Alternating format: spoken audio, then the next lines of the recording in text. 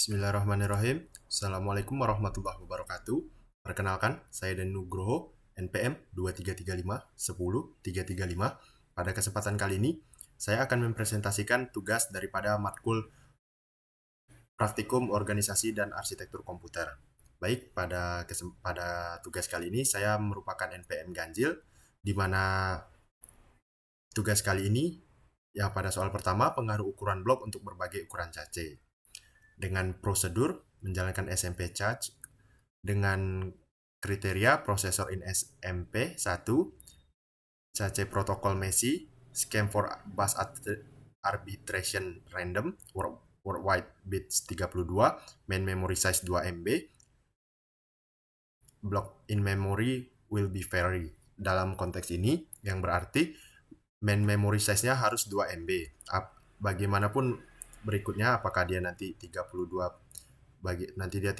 bit, jika dia 32 bit harus disesuaikan agar hasilnya tetap konsisten pada 2 MB. Kemudian mapping fully associative, replacement policy LRU. Pada soal konfigurasikan words dengan blok menggunakan konfigurasi berikut.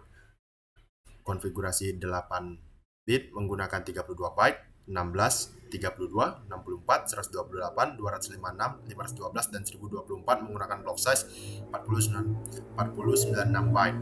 Untuk setiap konfigurasi words per blok, konfigurasikan jumlah blok dalam cache untuk mendapatkan ukuran cache 4 kilobyte, 8 kilobyte, 16 kilobyte, dan 32 kilobyte. Yang ini berarti pada setiap satu konfigurasi seperti misalnya 8 blok yang menggunakan 32 byte. Hal ini berarti konfigurasi dilakukan sebanyak 4 kali dalam setiap satu segmen. Misalnya pada segmen 8 blok, kita perlu melakukan konfigurasi 4 dengan cache 4 kilobyte, 8 kilobyte, 16 kilobyte, dan 32 kilobyte. Begitulah seterusnya. Baik, saya kemudian akan menampilkan hasil dari laporan saya. Baik, untuk pada memori yang akan diujikan merupakan NASA 7. Baik, di sini ada ukuran cache 8 dengan ukuran memori 8 dengan cache 4 kilobyte.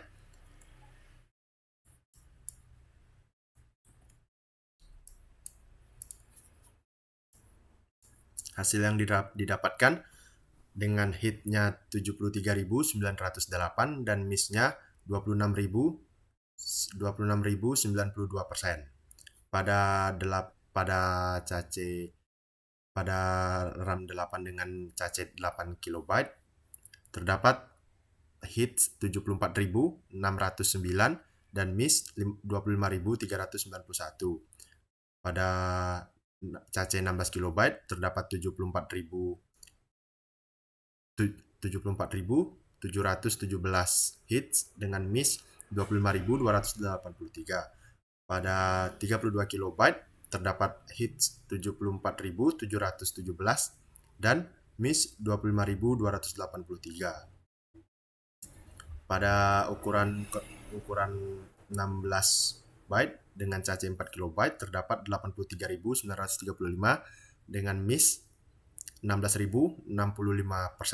Kemudian pada 8 kilobyte terdapat 84.636 hits dengan 15.364 miss.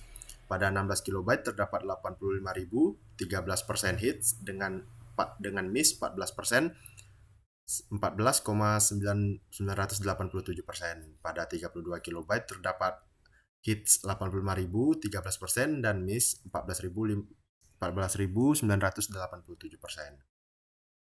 Selanjutnya pada konfigurasi 32 byte dengan cache 4 kilobyte terdapat 89.488 hits dengan 10.512 miss. Pada 8 kilobyte 90.243 hits dengan miss-nya terdapat sebanyak 9.757%. Pada 32 bit dengan 16 kilobyte terdapat 90.674 hits dengan miss 9.326%. Pada 32 kilobyte terdapat 90.674 hits dengan miss 9.326. Selanjutnya pada ukuran 64 bit dengan chase sebesar 4 kilobyte terdapat 92.615% hits dengan 7.385 miss. Pada cache 64 byte 8 dengan cache 8 kilobyte terdapat 92.938 hits dengan miss sebanyak 7.062%. Pada 16 kilobyte terdapat 93.531% untuk hits dan untuk miss terdapat sebanyak 6.469%. Pada 32 kilobyte terdapat 93.747 hits dengan 6.253%. Selanjutnya pada ukuran prosesor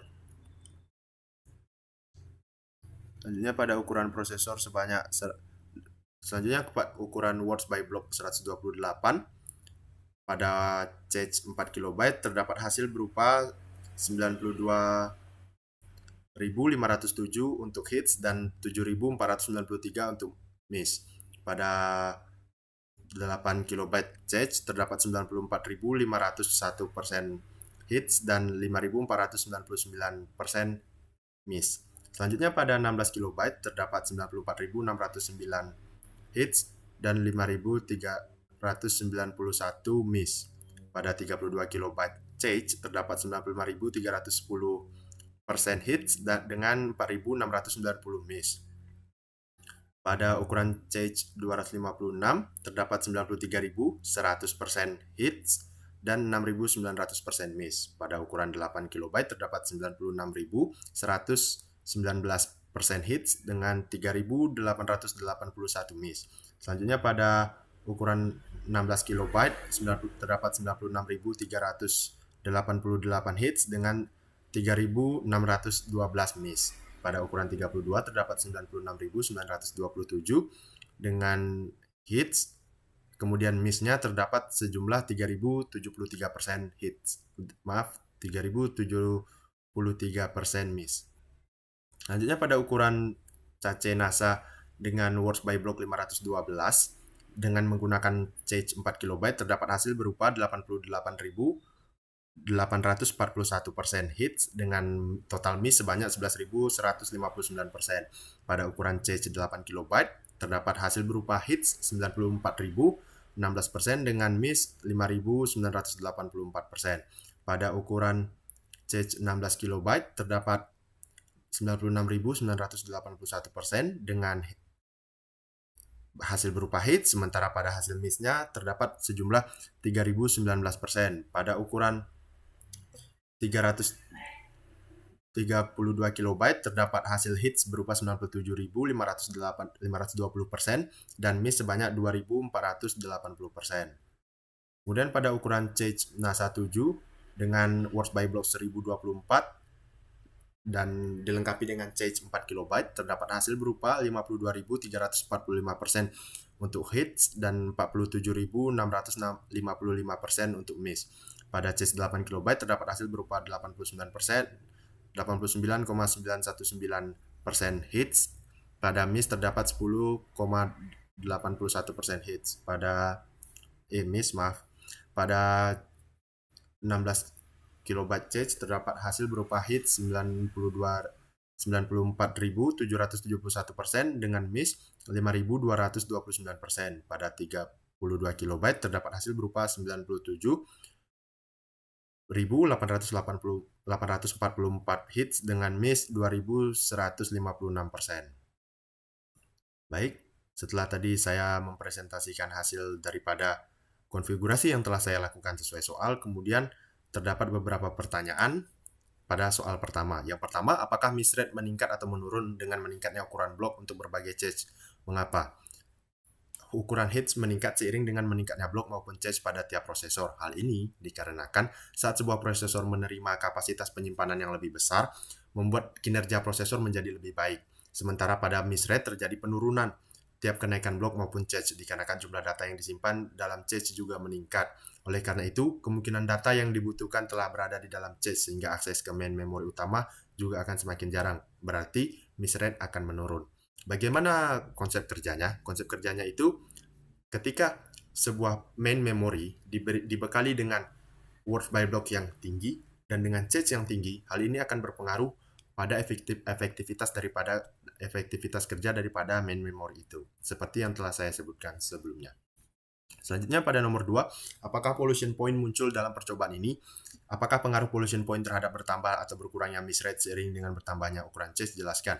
Dalam percobaan ini tidak terdapat pollution point yang muncul. Pollution point adalah suatu situasi di mana data yang dibutuhkan oleh suatu prosesor tidak dapat ditemukan dalam cache, sehingga prosesor harus mengakses main memori utama. Dalam tugas kali ini, fokus laboran terpusat pada pengaruh ukuran cache terhadap miss rate, sehingga pengaruh lainnya seperti tingkat asosiatif dan jumlah prosesor. Itulah kenapa tidak ada pengaruh pollution point yang dapat dilihat dalam studi kasus kali ini. Yang ketiga, pada ukuran blok, berapa miss rate meningkat kembali dan mengapa pada ukuran blok tersebut miss rate meningkat? Jika dilihat dari berdasarkan data yang telah dikonfigurasi di atas, terdapat beberapa faktor yang mempengaruhi peningkatan sebuah miss rate. Yang pertama, pada soal pertama, peningkatan miss rate terjadi setiap perpindahan words by block. Semisal dari words by block 8 dengan cache 32 KB, hasilnya akan berbeda dengan miss rate yang menggunakan dengan words by block yang menggunakan 16 dengan cache 4 KB. Kenapa hal ini bisa terjadi? Karena ada terjadi perbedaan main memory. Words by block di sini didefinisikan sebagai main memory utama. Ketika terjadi perbedaan, misalnya yang satu main memorinya 8, yang satu 16, tentu hasilnya akan berbeda. 16 ini hasilnya akan 8 words by block 8 dengan cache 32 KB ini hasilnya akan jauh lebih tinggi daripada 16 word by block dengan cache 4 KB. Kenapa bisa terjadi demikian? Karena ketika semakin besar suatu cache, maka program tidak perlu running ke main memory utama. Karena data-data yang akan disimpan pada program larinya ke cache, sehingga program tidak perlu meminta data kepada memori utama. Pada soal kedua, ini akan menjadi jawaban soal kedua. Kalau soal kedua itu, perbedaan miss rate itu karena dipengaruhi oleh replacement policy. Pengaruh replacement policy terhadap miss rate pada sebuah main memory sangat signifikan. Hal ini dapat dilihat pada list recently used atau LRU. Misalnya, pada LRU menunjukkan bahwa miss rate dapat berkurang dengan meningkatnya ukuran cache. Hal ini dikarenakan LRU menggantikan cache line yang paling tidak digunakan terakhir, sehingga cache line yang paling sering digunakan tetap tersimpan dalam cache. Dengan demikian, kemungkinan data yang dibutuhkan telah berada di dalam cache. Selanjutnya, pada soal keempat, apa perbedaan dari pengaruh terhadap blok terhadap berbagai ukuran cache dengan pengaruh ukuran blok terhadap miss rate? Jelaskan. Words by block berpengaruh terhadap miss rate. Hal ini dikarenakan jika pada sebuah main memory memiliki kapasitas yang mumpuni untuk menjalankan sebuah program dibekali dengan words by block, dan cache yang besar akan memberikan dampak berupa rendahnya miss rate. Selanjutnya kita akan berpindah ke soal nomor 2 dengan prosedur SMP1, Cache Coherency Protocol Messi, Scheme for Boost Arbitration Random, Worldwide 16, Word by Block 16, dengan block size 32 bytes, blocks in main memory 8081, 92 dengan main memory size 256 KB, block in cache 128, cache size-nya 4 KB, dan mapping 8 way set asosiatif, cache size-nya 16. Konfigurasikan replacement policy menggunakan konfigurasi berikut: random, LRU, LFU, dan FIFO. Untuk setiap konfigurasi, dapatkan miss rate menggunakan trace file. Baik, kita akan pindah soal kedua. Pada main memory yang digunakan merupakan IR. Yang pertama, kita akan konfigurasikan LRU. Yang kita konfigurasi pertama terlebih dahulu LRU dengan hasil yang didapatkan berupa 90.260 untuk hits dan 9.740 untuk miss. Pada LFU terdapat hasil berupa 89.996% hits dengan miss 10.000 hits. Maaf, hit miss maksudnya. Kemudian pada random terdapat hit sebesar 88.696% dan missnya terdapat 11.304%. Pada Vivo terdapat hits sebesar 89.318%. Pada missnya terdapat 10.682%. Kemudian pada main memory NASA 7, LRU-nya hasilnya berupa hits 84.690% dengan miss 15.310%. Pada LFU NASA 7 hasilnya berupa 84.151% hits dengan miss 15.849%.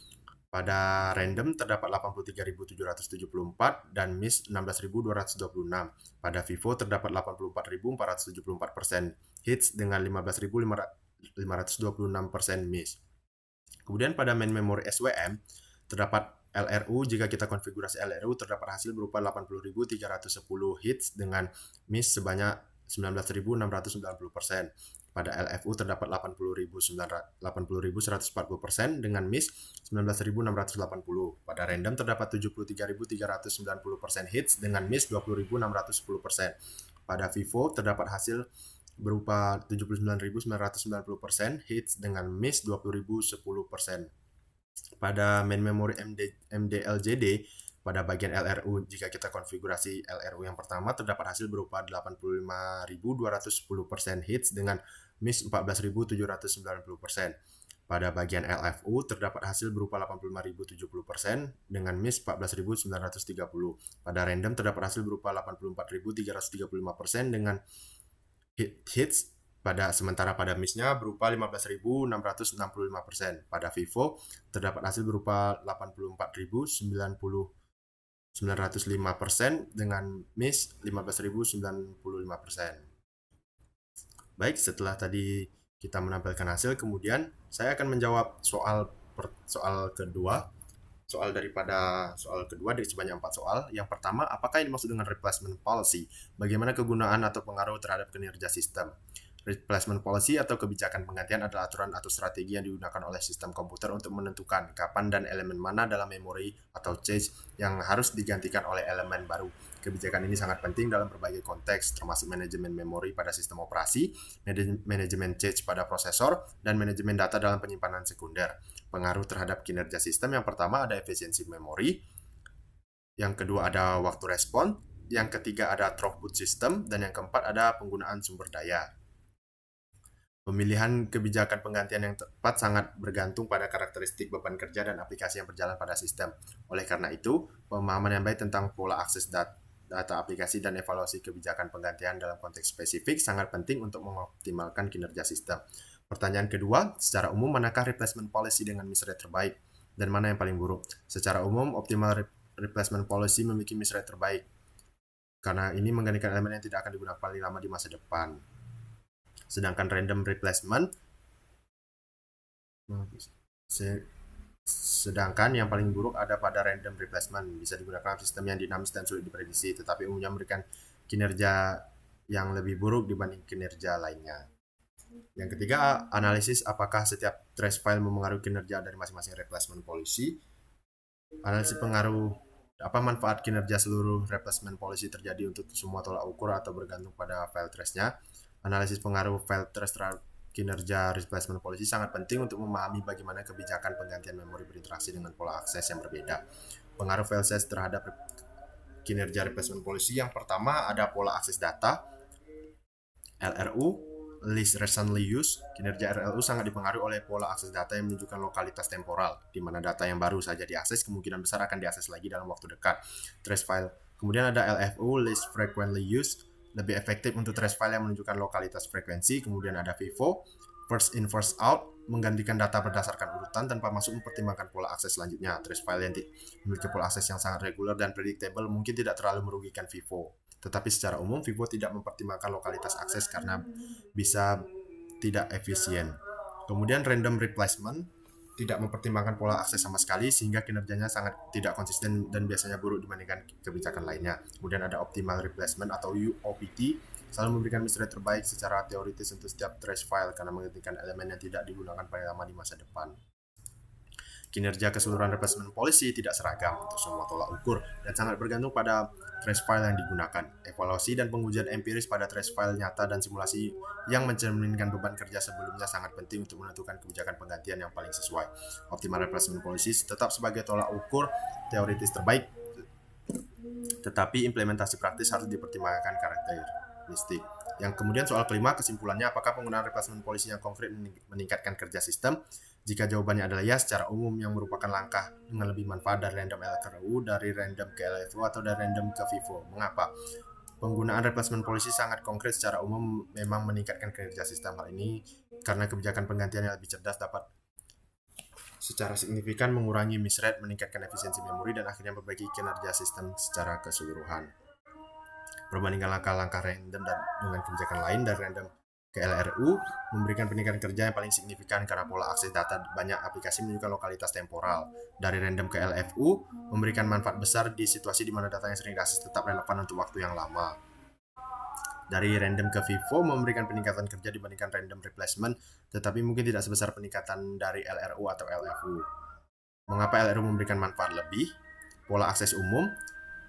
Ada beberapa faktor. Yang pertama, pola akses umum. LRFU secara umum memberikan manfaat lebih besar secara efisiensi juga. Kemudian juga yang ketiga, kesesuaian dengan beban kerja nyata. Banyak beban kerja nyata menunjukkan pola akses yang sesuai dengan asumsi dasar LRU.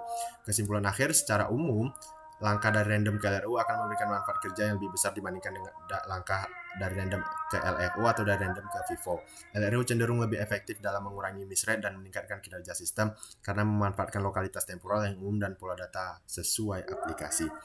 Sekian tugas saya pada hari ini. Terima kasih. Assalamualaikum warahmatullahi wabarakatuh.